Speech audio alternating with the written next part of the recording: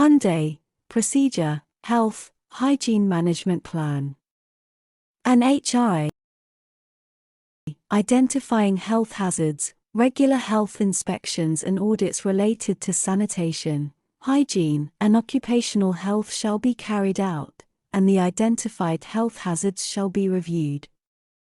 Further assessment and evaluation shall be carried out by the site HSE department with the support of the medical staff to ensure compliance with all aspects of occupational health and that lessons learned are incorporated in the specific plans, procedures and method statements.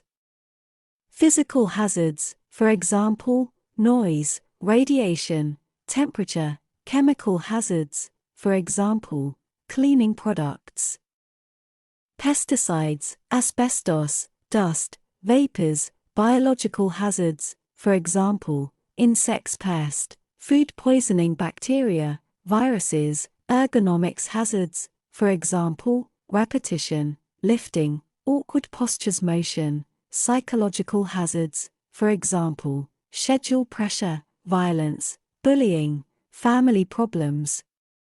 Prevention and mitigating measures shall be planned considering the hierarchy of controls, elimination of the health hazard, engineering controls, for example, containment, ventilation, mechanical aids, sound barriers, procedural controls, for example, supervision, watcher.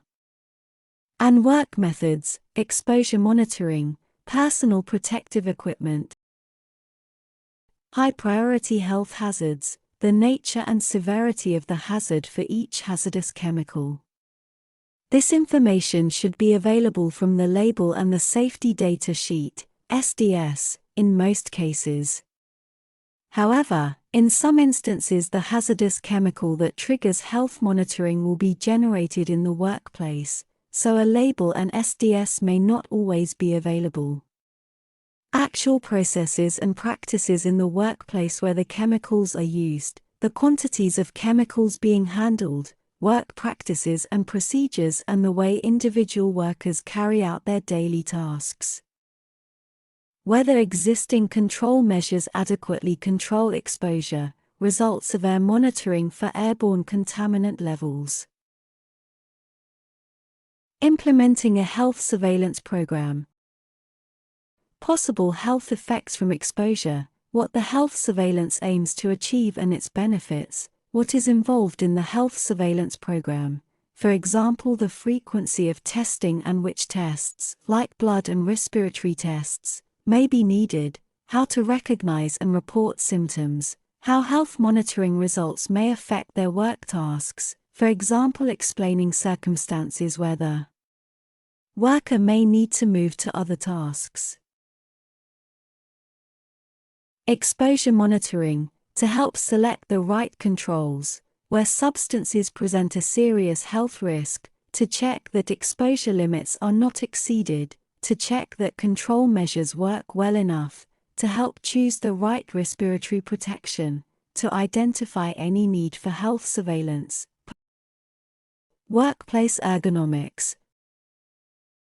Body position, repetitive movements, weight, size and shape of items to be carried, workplace lighting, shift, duration, temperature, task process method.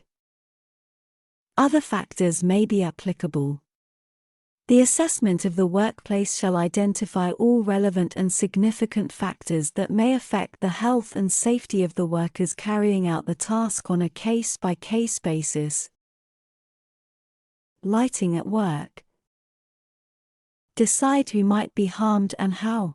Consider whether the existing lighting arrangements are adequate, or whether further action, such as the provision of better lighting, is needed. Record the findings. Review the risk assessment on a regular basis and carry out a new one if there are significant changes in working procedures.